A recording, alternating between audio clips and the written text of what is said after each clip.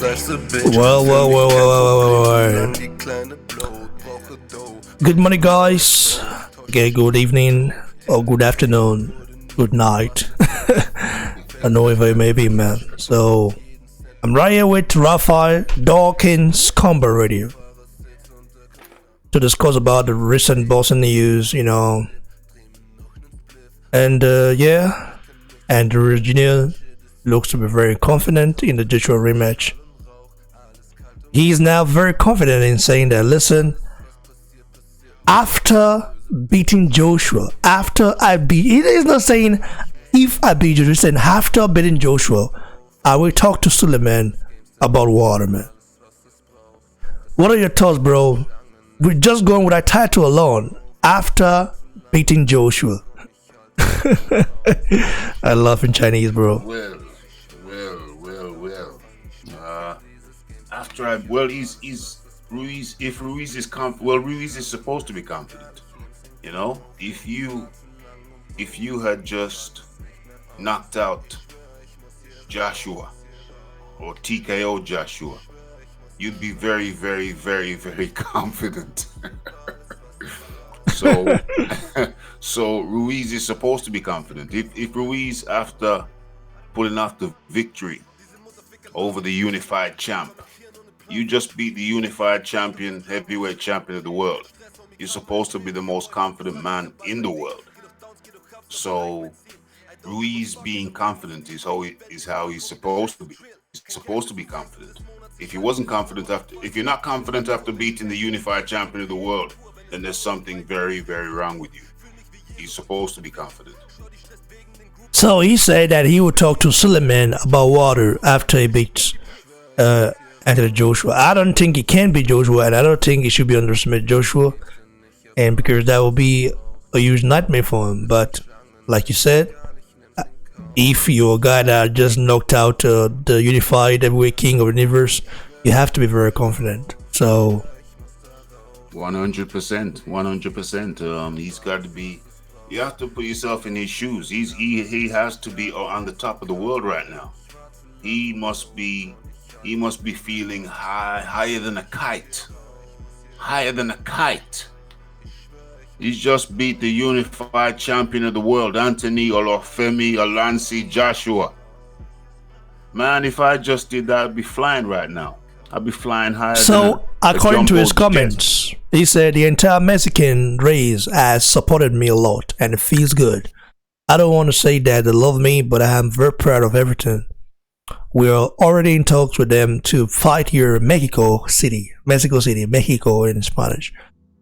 I worked and suffered a lot to get where I am right now. Everything is possible. I asked God for help and worked hard. Asked God for help and see how this chubby father came to be something. Yes, well, I mean, like I said, he's flying higher than a kite right now. He's on top of the world. It's like he's just won the lottery. When you won the lottery, $7 million is not a joke, man. Well, yeah, $7 million. Even if he had lost, okay. Yeah. Even if he lost the last bout, he still would have walked out as a happy man because $7 million fighting Joshua is not a small money. You know what I mean? So. Well, he's just won the lottery, and the next time, win, lose or draw, he still wins the lottery again. So imagine you just won the lottery, and then they tell you, don't worry, in 6 months' time, you're gonna win the lottery again, whether you win, lose or draw. We just messaging. He messaged Eddie Hearn like, I want a Joshua belt, please, just on Instagram. It's crazy how things works mysteriously, man. Yeah, and incredible. Well, he talked about the remaining one belt that belongs to Deontay Wilder right now. Deontay Wilder is currently holding that belt hostage, I must say, because he hasn't really, we know what is happening, man. He has been defending that title against nothing but bombs. I say you might say Tyson Fury, yeah. Other than Tyson Fury and Luis Ortiz, I don't see anyone else. I mean, listen, Luis Ortiz, we know he's a very skillful fighter, but he's a grandpa already, almost 60 years old. So, And he talked about, he talked about the belt anyway, about going for that WBC belt. He said, I think I can win the belt. It is the only thing I have left to capture. First, I have to win the rematch in December. Then we will talk to Suleiman to see if we can make that fight. Ruiz said, I had to buy out my contract. I was a bit sad at the time because they did not give me fights. Since then, I have signed with PBC and they have brought me fights. And thank God I got a opportunity to fight for the World Championship. He also stated up. Listen, first of all, you have to digress that first before I continue with the last statement from him. Yeah, well, he was with Top Rank, and Bob Arum, as you know, Bob Arum is not a fan of Ruiz. But Bob Arum did say that they gave him an offer, okay, to fight Brad Jennings, but he turned it down because he wanted a ridiculous amount of money for that. If that is true, I can believe it right now because he's saying that $50 million is what he wants for Rematch. Like, are you crazy? You're not even worth 10 million or even 7 or 12 million. Joshua made you a superstar. I don't get it. Well, because before he fought Joshua, how much was he going to get him paid? Like 100,000, 50,000? Like I heard. Well, 50,000. Bob Arum is not a fan of Andy Ruiz. He was not a fan of Andy Ruiz. So why did he sign him then if he's not a fan of Andy Ruiz? Well, obviously, he has spoken of Andy Ruiz recently, and he said of Andy Ruiz, he said we put him in there with guys, and he doesn't understand how he gave Joshua so much trouble because we put him in there with guys and he couldn't take them out. We put him in there with guys he should have knocked out and he couldn't take them out. Guys like Rafael Zubatalov, the weakest China of all time. He said he put him in guys he was supposed to knock out and he couldn't knock them out. So he doesn't understand why Joshua had so much trouble with him.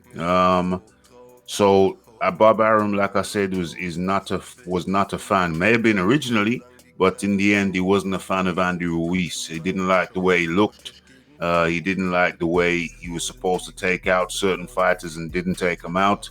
So that's why he allowed Andy Ruiz to buy himself out of the contract or whatever. So Bob Arum was not a fan. He's not a fan of Andy Ruiz. So yeah, I can't remember my original point, but yeah, I mean, the guy feels like he's won the lotto. He's on top of the world, but we have to also understand that Andy Ruiz is a seasoned veteran. He's a seasoned combatant. He went through the Olympic trials. He didn't make it, but and he got beat by, do you know the guy who defeated him and not the guy who the same guy Dillian Whyte was fighting next. Oh, Oscar Rivas. Okay, yeah, that's the guy that defeated him. Well, Oscar Rivas is a very seasoned fighter himself. So I don't know why did Dillian Whyte had to take such a very hard fight. Well, obviously the WBS have been messing him around for so long. That's a 50-50 fight. Like that is a very dangerous fight. Well, the Parker fight was a 50-50. Well, no, actually, the Parker fight was a 60-40 fight. Yeah, Parker was the favorite. Yeah, Parker was the favorite. So what Dillian Whyte is doing is just proving time and time again that, listen, I am worthy. I am fighting hard competition than your champion. Deontay Wilder only has two good fighters on his resume, and that's Ortiz and Fury. So Dillian Whyte has been almost matching him in recent times, and bettering him in some certain cases. The thing is that I don't think Dillian Whyte needed to take that fight, Oscar Rivas, because before when the fight got announced, I was like, what the hell is this guy doing? I mean, that's a very hard fight. That's an extremely hard fight. A very hard fight to win because Oscar Rivas is undefeated. A guy who beat Andy Ruiz Jr. beat him up in the amateurs, and also the amateurs, yeah. Listen, Oscar Rivas.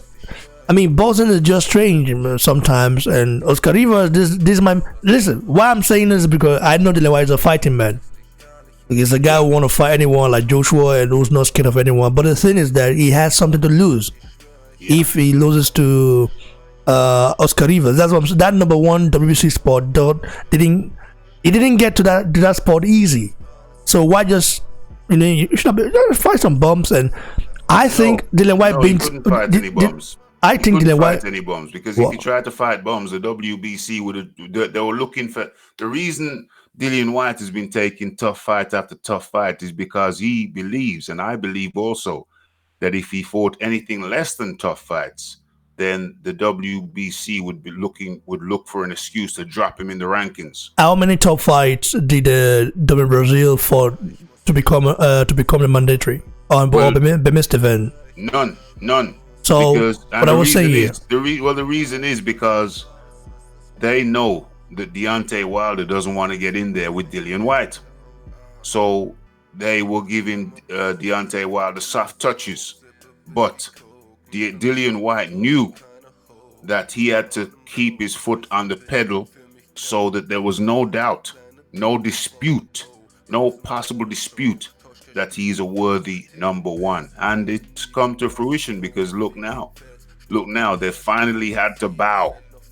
Tyson Fury dropped out of Tyson Fury refused to go into the Dillian Whyte fight as a Tyson Fury talking a lot, but listen, how many top fighters has Tyson Fury fought? Just tell me. Well, he fought Wilder. That's a tough fight. He fought Klitschko. That's a tough fight. Very few. So you're not saying that Tyson Fury has been fighting bums, right? Yeah, obviously. How many tough fights has Joshua fought? I would like to well, back to back. He's consistently fighting. So this is what I'm saying. Joshua should have been wiser and like took some bumps as well. Like this one. I've said that on my show. When you was on my show, I said that. Eddie Hearn might be the reason why this happened, man. I have to say that. Eddie, listen. Eddie Hearn. Somebody wrote in my comment section a very wise statement. I'll tell you what he said. He said, never before, people need to listen to this carefully, never before has the A side looked so weak. Yeah, that's true. Mayweather wasn't even, didn't have a bet at that time, but Steve was the A side, and Steve's the A side anyone he fights. That's right. So the point was, never before, Joshua under Eddie Hearn, they made the A side look weak. They was bowing to peasants and offering ridiculous amount of money to nobody. Ridiculous amount of money. They were listen. The king was bowing to peasants as the A side. Never before, because of Eddie Hearn, never before has the A side looked so weak. And Eddie Hearn has to take. So listen, Eddie Hearn's done great things for British boxing. He's done great things for Joshua, but he miscalculated. And the way he negotiated with these other guys, these cherry picking guys, these bum killers, because that's what Wilder is. He's a bum killer, and that's what Fury is primarily. He's a bum killer. They both got 2 good fights on their resume. Well, okay, Chisora was good back in the day, so Tyson maybe has 1 or 2 better fights than Wilder. But basically and essentially, those guys dine on cherries. Compare and contrast that to Anthony Joshua, who's been taking top 10 fighter, higher echelon fighter, time after time after time after time. Big contrast. And Joseph Parker was ranked number 3 when Joshua fought him. Tough guy after tough fighter after tough top 10 fighter, top 2 fighters, top 3 fighters. He's been taking the higher echelon, not just top 10, but top 3, top 5. That has been what Joshua has been dining on. In the meantime, the other guys have been sitting back in their armchair being fed cherries. They don't even have to move their hand to eat. They got somebody there putting cherries in their mouths. Furious is saying that he needs another fight before the end of the year, against another cherry. We know that already. Another cherry. It's gonna be another cherry. He's not gonna fight anyone like Dillian Whyte or Oscar. He had the opportunity to fight Dillian Whyte, and instead he chose a cherry. And what's he gonna choose after this? It's gonna be another cherry. Joshua made a huge mistake. Huge mistake. And huge mistake. Eddie Hearn, as good as he is, as good as he has been for British boxing, and Joshua, he made a huge mistake. Listen, the blueprint is there. The blueprint is there. We know, we can see that these other guys, they dine on cherries. Joshua should have had a cherry or two every now and then also. Cherries allow you, there's a reason that cherries exist. They allow you to polish your skills in a lesser pressure environment. You know, they allow you to just go out there and dance, man. Sometimes you just want to dance. You know, get a cherry and dance and just polish your skills and just get loose. And then take a tough fight. Have another cherry. Polish your shoes. Do a little shuffle. To be sincere, Sherry tends to bring another tough fight. Sherry tends to bring confidence. Of course. But I also think that Joshua needs a hard sparring. Okay, a sparring whereby it's a do or die. Against, listen, I've me and my friend Clement, we talked about it yesterday. We said Joshua doesn't really does well against. He doesn't really do that well against shorter fighters. That's right. That started from the Takam fight. Yes. He's very well coordinated and well explosive when he fights taller guys. Yes. It's different. His type is different, but against shorter guys, he needs someone like Klitschko or someone that has an experience, a trainer has an experience. He needs to have. You don't have to sack Robert McCracken, but if you look at his loss in the Olympics, you know what I mean? Not just in the Olympics, was in this tournament in Azerbaijan where he won a silver medal, right? Yeah. He lost to a guy there, and the guy is just like Andy Ruiz Jr., not in weight, not shape size, because Andy Ruiz Jr. doesn't even look like a boxer. Look like a regular McDonald's eating guy. So yeah, but that guy has a similar height to Andy Ruiz Jr. and fights the same. That guy is a very aggressive. I can't remember his name anymore. But if you go watch it, you see what I'm saying. So I actually looked at that fight yesterday. I was like, wow. So ever since then, Robert McCracken should have at least make Joshua spar more with shorter fighters, man. You have to focus. You have to work on your weaknesses. Robert McCracken, I mean, he's a good coach, but I feel like he's trying to make Joshua what he's not. It's just abandoning the Joshua that we got to like, you know, the fighting style.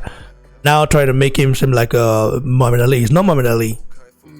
He's a guy that goes in there, does damage, and go and then go home. Not a guy that goes there and try to run and sting like a bee. That's the truth. He doesn't have the reflexes, and you know. Listen. Muhammad Ali started fighting when he was very young. Tyson Fury started fighting when he was very young. Those guys that can sleep punches, this guy that can dodge punches, this guy that can bust very well. All of them, they tend to start at a very early age. Yeah. So you can't compare them with someone that started at the age of 20 or 18. You know, it doesn't really.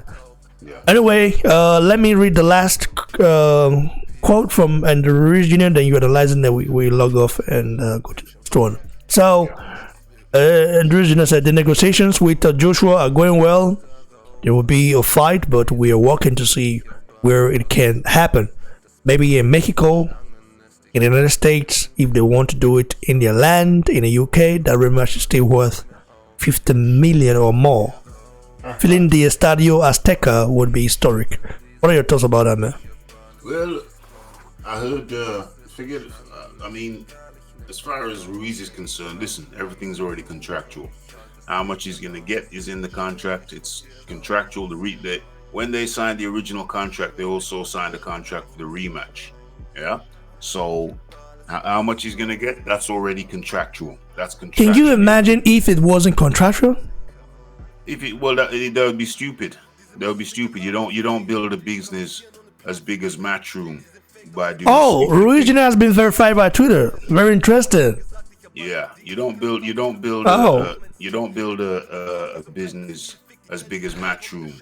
According to his recent tweet on Twitter, he said, "Muchas gracias, Miguel Torreco. Haremos lo posible por defender los títulos en México. Estamos en contacto, mi buen amigo." saying that they will do everything possible to make sure that rematch take place to defend the status in Mexico.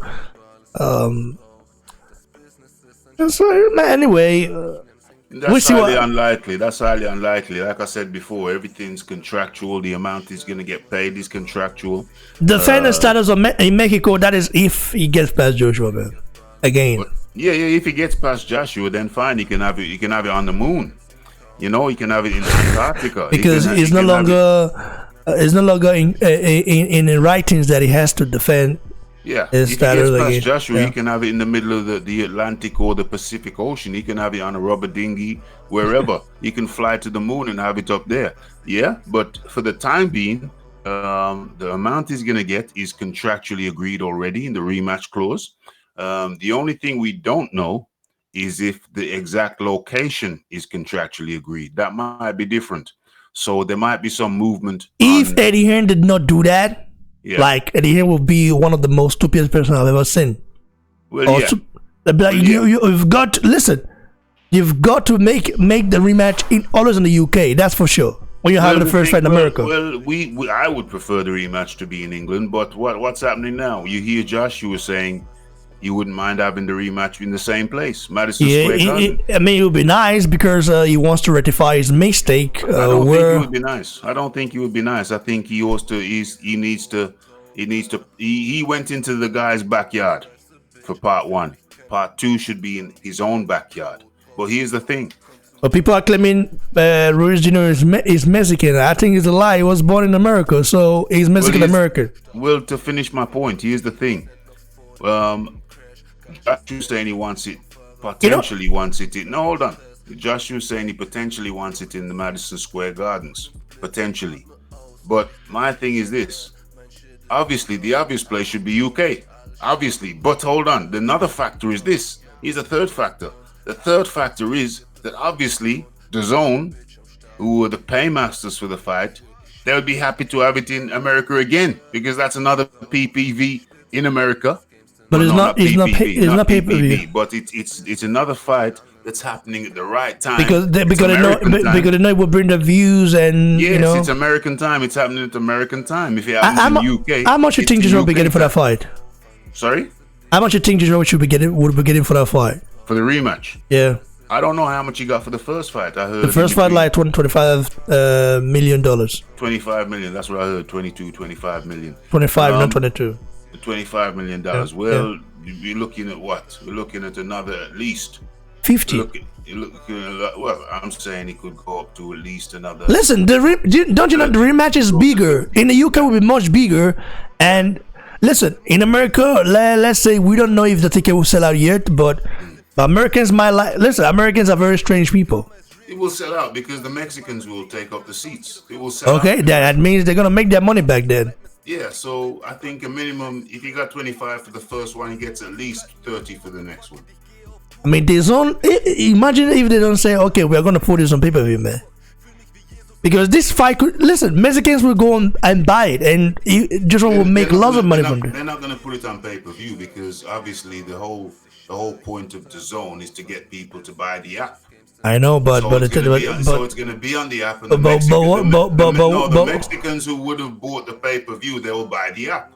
That's the point of the business. The Mexican who would have spent $70 or $100 to buy the pay-per-view, they'll just get the app instead. But the thing about the app is that what if like almost 20 Mexicans, use one TV to watch it? Like that's the risk of the app. That's the risk of the app. You see, that's just somehow, man, because Mexicans, I think they are very family-oriented people, yes. And that means every family, maybe 13 of them, only register once. Like, they're not gonna make a lot of profit there. I think pay-per-view will be better, man. One possibility is that the Mexicans are gonna be watching it in big family groups. The other possibility, is that every Mexican fan is gonna buy the app. That's the other possibility.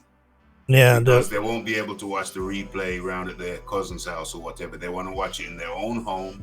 That's true. On their own big screen TV, high definition, big screen. Every every Mexican boxing fan is gonna want that fight. So there's no way they go to pay-per-view. They will keep it on their But platform. listen, how many numbers do you think he would have done if it was on pay-per-view? Well, obviously that would be huge. That would be huge. We'd be looking at. Do you think this might be the big? Listen, Joshua Ruiz rematch is the biggest fight in boxing this year. Oh, Like Canelo Triple G don't even come close. No way. I'm telling you the truth now. No way. And those guys made millions upon millions. Listen, I'm just be wise, man. That's what I'm saying. If Showtime say okay, he can be on pay-per-view, listen, I don't mind him going to Showtime to make sure he makes. Listen, No he way, make no way, no how can he come off the can he have that fight outside of the zone? why he says so. He's not contracted to the zone. Well, he's contracted to the zone for the versus Ruiz. No, he's not contracted to the zone in rematch. The rematch is not contracted to the zone. No, Joshua is not signed to the zone. Joshua fights on the zone. It's a fight by fight basis. It's a fight by fight basis, but Yeah. contractually, the same way Ruiz is contractually tied in for the rematch. No, It's bro, the no, same no, way- no, it's not like that. It's not like that. Joshua might be a matchroom fighter, but it's not easy. It's his own box, meaning he does not have to fight on the zone if he doesn't want to. But I would imagine. That's the fact. Joshua is not guys like Joshua Buatsi who are coming up. Guys like what's his name? Anthony Fowler. Yeah, You know, Ted Cheeseman. I'm aware of that. All those guys, when they fight, they have to fight on this because Matchroom promotes the event, you know. But Joshua is his own boss. Joshua fights for the zone on a fight by fight basis. Yeah. What I'm saying to you is that Canelo. For example, Canelo cannot fight on the network. Yeah, No, hold on a second. What I'm saying to you is that I'm aware that Joshua fights for the zone on a fight by fight basis. However, he's contractually tied to fight Ruiz. I believe he's contractually tied to the zone with the Ruiz fight one. No. The part two will be the same. He'll be contractually tied. No, to the zone. bro. No, it's not like that. It's not like that. Joshua can decide not to fight, but he will fight on the zone because the zone are gonna offer him lots of money for that rematch. You know how much they're gonna offer him? They're gonna offer lots of money, man. It doesn't make any sense to me that he wouldn't be tied into the zone for part one and part No, two. part two. If he's tied in for part one, then he's tied in for part two. Part in my two, opinion. Part two will be on DAZN. They have already confirmed it. Etienne has already confirmed it because DAZN are gonna pay a lot of money for that. You know, they want it because listen, that loss Joshua had brought attention. And also, it brought awareness for people who didn't know about the zone to know about the hype. Because a lot of people that went to register after Joshua lost to Ruiz Jr. on the zone, they are more than people that actually watched the fight live. Because the people that watched the fight live were hardcore boxing fans. You know, man, because everybody thought Joshua was gonna beat Randers. You know, he's not a guy who was gonna compete with Joshua. But when that happened, people started, wanting to watch the bout. Some people watched it on YouTube, but people wanted to see it on HD, quality, and 10, So that was like worse. And the next one is going to be very huge, very, very huge. But I feel like just to do it on November should be better than December. December time, people have already spent their money. Except apart from those who already has a 1 year subscription. But it's not it's not expensive. The zone isn't expensive, so November or December they can, I think. No, but the UK fans are they have to. It's gonna be pay-per-view in the UK, and that means some people might have saved some money for December stuff, things to do. But it will also be nice for some people to go to America and just celebrate the Christmas Day and everything there. Like, you know what I mean? That would be very entertaining. That So would be tricky for the traveling fans. That would be tricky for the traveling fans. That would be like a treat for Christmas in America to get a watch Joshua fight, have fun with the family, very nice. But my opinion, if he was to be in Wembley Stadium, it's more easy for me to just go to the UK on the few hours I'm there. You know what I mean? Than America, that's so far away, different atmosphere, different location, different vibe, and the vibe of getting kid as well.